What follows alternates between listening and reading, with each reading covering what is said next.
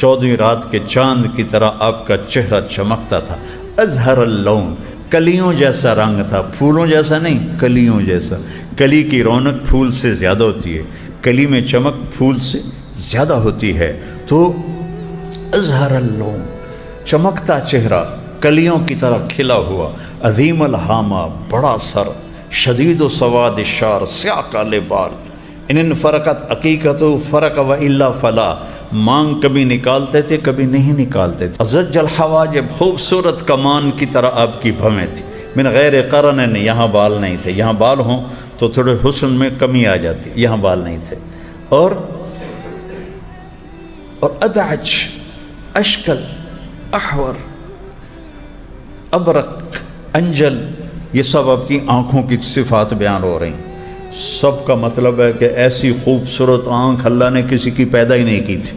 اپنے نبی کی آمد کی خوشی ہے، آپ کا جانا بھی بارک ہو ہے، آپ کا آنا بھی بارک ہو ہے۔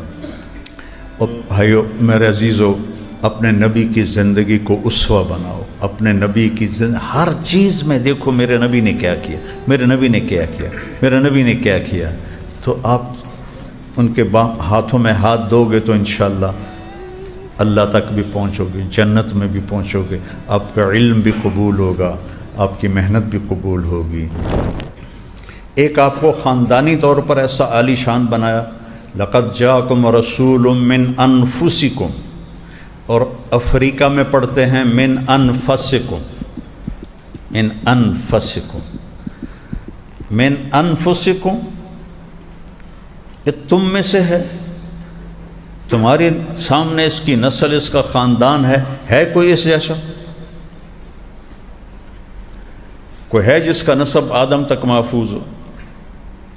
کوئی ہے جو ہاشم جیسا سردار ہو، عبد المطلب جیسا سردار ہو، عبد مناف جیسا سردار ہو؟ تو من انفسکم، بنو ہاشم کی عظمت کا کوئی انکار کرنے والا نہیں ہے۔ بنو امیہ بنو ہاشم میں ٹھنی رہی ہمیشہ، لیکن بنو ہاشم کی عظمت کا اعتراف کرتے تھے بنو امیہ۔ پہلا نمبر تھا بنو ہاشم کا، دوسرا تھا بنو امیہ کا، پھر بنو مخزوم جس میں سے حضرت خالد بن ولید ہیں اور ابو جہل ہے، یہ بنی مخزوم میں سے ہیں۔ اس طرح ان کی، پھر بنو عبد الدار، اس طرح ان کی ترتیب تھی۔ اچانک میرے ذہن میں آئی ہے، پتہ نہیں آگے پیچھے نہ ہو، کوئی پکا پتہ کوئی نہیں، لیکن تقریباً ایسا ہی ہوگا انشاءاللہ۔ تو من انفسکم، اس جیسا عالی نسب کوئی ہے تمہارے سامنے جس کو میں پیش کروں کہ جو چلتا ہے تو محمد بن عبداللہ بن عبد المطلب بن ہاشم بن عبد مناف بن قصی بن کلاب بن مرہ بن کعب بن لوی بن غالب بن فہر بن مالک بن نضر بن کنانہ بن خزیمہ بن مدرکہ بن الیاس بن مضر بن عدنان بن عود بن حمیسہ بن سلامان بن عوس بن بوز بن قموال بن ابی بن عوام بن ناشد بن حزا بن بلداس بن یدلاف بن طابخ بن جاہم بن ناحش بن ماخی بن عیفی بن عبقر بن عبید بن الدعاء بن حمدان بن سنبر بن یثربی بن یحزن بن یلحن بن ارعوا بن عیدی بن زیشان بن عیسر بن اقناد بن ایہام بن مقصر بن ناحث بن زارہ بن سمی بن مزی بن عوض بن عرام بن قیدار بن اسماعیل بن ابراہیم بن آذر بن ناحور بن سروج بن رعو بن فائج بن عابر بن ارفقشاد بن سام بن نوح بن لامک بن متوشال بن ادریس بن یرد بن ملحل ایل بن قینان بن آنوش بن شیس و بن آدم علیہ السلام۔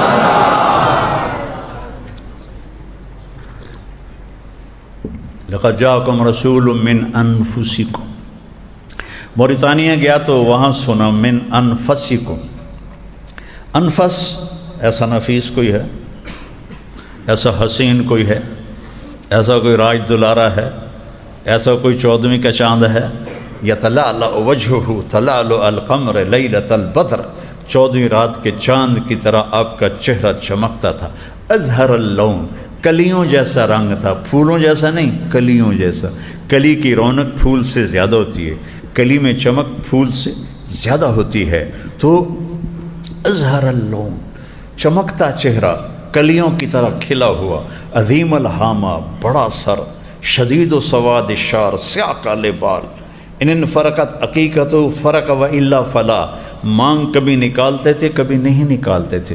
یجابر شعر وہ باندھا تھا کہ ہوا میں اڑے نہیں، ننگے سر جانا ہوتا تھا تو، لیکن عام طور پر آپ کے بال یہاں تک ہوتے تھے. ازج الحواجب خوبصورت کمان کی طرح آپ کی بھویں تھی. من غیر قرن، یہاں بال نہیں تھے. یہاں بال ہوں تو تھوڑے حسن میں کمی آ جاتی، یہاں بال نہیں تھے. اور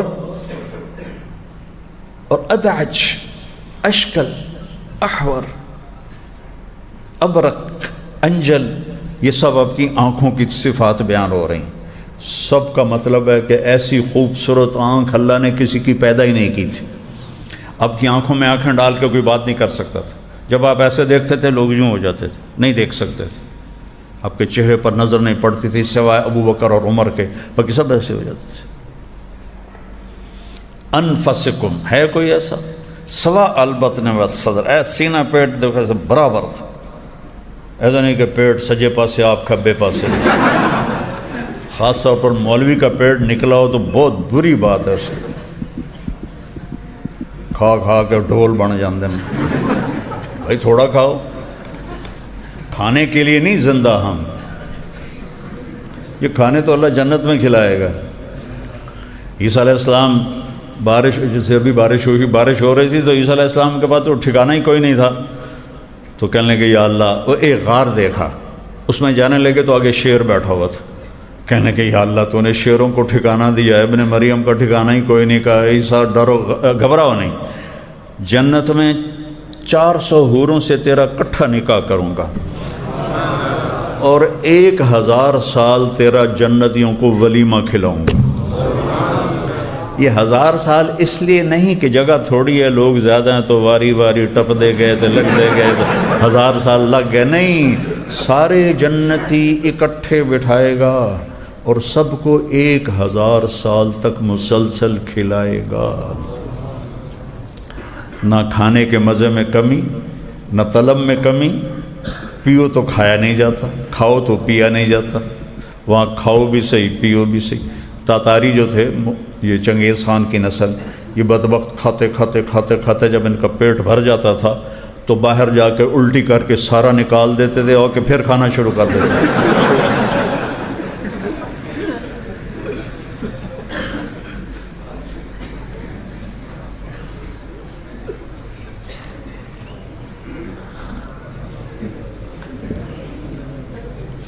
تو اللہ تعالیٰ نے ابراہیم علیہ السلام نے کہا میری اور میری اولاد کو بت پرستی سے بچا.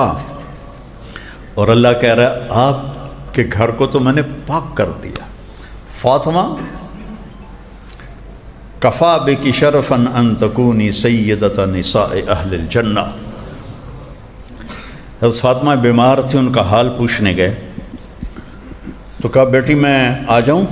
اجازت لی، بیٹی کے گھر پہ جاتے اجازت، میں آ جاؤں؟ میرے ساتھ عمران بن حسین بھی ہیں، ایک وہ قریش کے سردار تھے. کہ یا رسول اللہ میرے گھر میں کوئی بڑا کپڑا نہیں جس سے میں پردہ کر سکوں. تو آپ نے اپنی چادر پکڑائی کہ یہ لو، اس سے پردہ کر لو. حسنین کی ماں ہو، علی کی بیگم ہو، نبی کی بیٹی ہو اور گھر میں چادر کوئی نہ ہو پردہ کرنے کے لیے. تو آپ باپ کی چادر سے پردہ کیا. جب آپ اندر گئے تو آپ نے پوچھا فاطمہ کیا حال ہے؟ تو باپ کی قربت سے ذرا طبیعت بھر آئی تو رونے لگیں کہ یا رسول اللہ بھوک ہے، روٹی کوئی نہیں، بیماری یا دوا کوئی نہیں. تو آپ بھی رونے لگے کہ لا تبکی یا فاطمہ والذی نفسی بیدہ ما ذقت من ثلاثۃ ایام سواقا. میری بیٹی رو مت، اس ذات کی قسم جو میری جان کا مالک ہے، آج 3 دن گزر چکے ہیں میں نے ایک لقمہ نہیں کھایا. پھر یہاں کہا کفا بکی شرفا. یہ ایسے نہیں مل گئی سرداری پیزے کھا کے تو پیپسیاں پی کے. آپ نے کہا کفا بکی شرفا ان تکونی سیدۃ نساء اہل الجنہ. بیٹی تیرے لیے یہ عزت کافی ہے، تو جنت کی عورتوں کی سردار ہے. آپ نے علی کا ہاتھ پکڑا ایسے اور یوں کرتے کرتے کرتے کرتے یہاں لے آئے. پھر فرمایا اترضی ان یکون منزلک مقابل منزلی فی الجنہ. تو راضی ہے جنت میں تیرا گھر میرے گھر کے سامنے ہوگا؟ تو حضرت علی رونے لگے، یا اللہ میں راضی ہوں۔ بیٹوں کی باری آ گئی، سیدہ شباب اہل الجنت الحسن والحسین، جنت کے نوجوانوں کے سردار ہیں حسن اور حسین۔ یہ کسی نبی کے خاندان کو یہ عزتیں نہیں ملیں، اور کسی کو یہ شرف حاصل نہیں ہے کہ نبی کی کمر پہ سوار ہو۔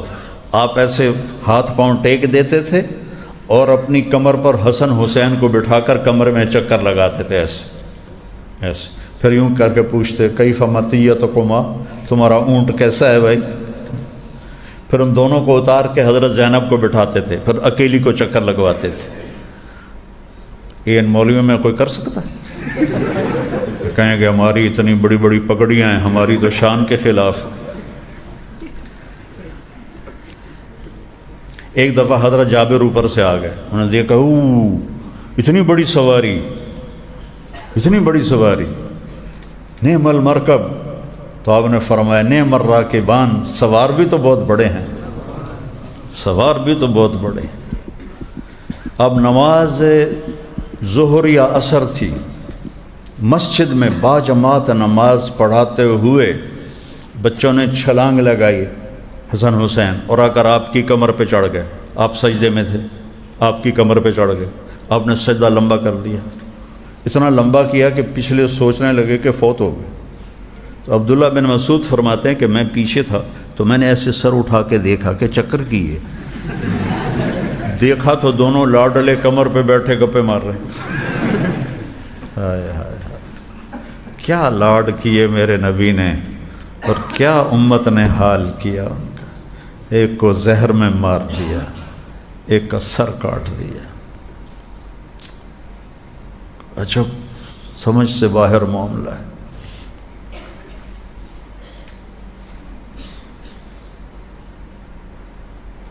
اللہ اکبر۔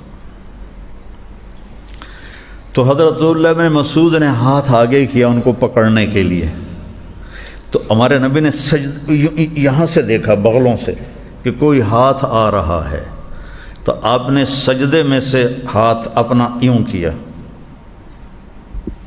نہیں چھیڑنا، جب تک بچے نہیں اترے آپ نے سجدے سے سر نہیں اٹھایا۔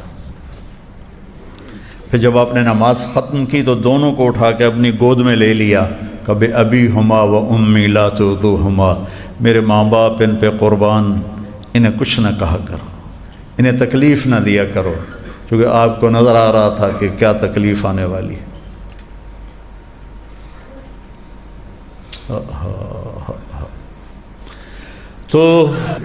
تو میرے نبی کی شان کو بیان کرنے کے لیے سمندر بھی تھوڑے ہیں بیٹا، میری 1.5 گھنٹے کی بات سے کیا ہوگا، لیکن ہم بھی چلو حصہ ڈال لیں اپنے نبی کی آمد کے اظہار میں، خوشی کے اظہار میں ہم بھی حصہ ڈال لیں، تو پوری امت خوشی مناتے ہیں۔ میں پوری دنیا میں پھرا ہوں، 12 ربیع الاول کبھی کہیں آئی کبھی کہیں آئی، ہر جگہ لوگ اظہار محبت کے لیے، لیکن یہ ہمارے والا ہنگامہ نہیں جو یہاں ہوتا ہے، جلوس نکالنے اور بسوں کو سجانا اور ٹرکوں کو سجانا، یہ تو سب خرافات ہیں، سب پیسے کا ضیاع ہے، نمازیں ساری ضائع ہوتی ہیں، اور ایک ہنگامہ ہوتا ہے۔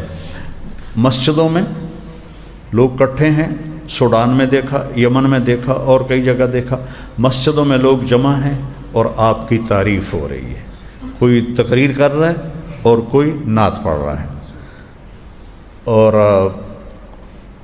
مختلف شعراء آ کے اپنا کلام پیش کر رہے ہیں، اس طرح ہوتا ہے۔ لیکن اس طرح بندے لے کر شہروں میں نکل پڑنا اور سارے راستے بند کر دینا اور لاکھوں کروڑوں اربوں روپے اس پہ ضائع کر دینا، یہ کوئی اظہار خوشی نہیں ہے، یہ حماقت ہے، یہ مطلب یہ نادانی ہے، جہالت ہے۔ میں اپنے نبی کی آمد کی خوشی ہے، آپ کا جانا بھی بارک ہو ہے، آپ کا آنا بھی بارک ہو ہے۔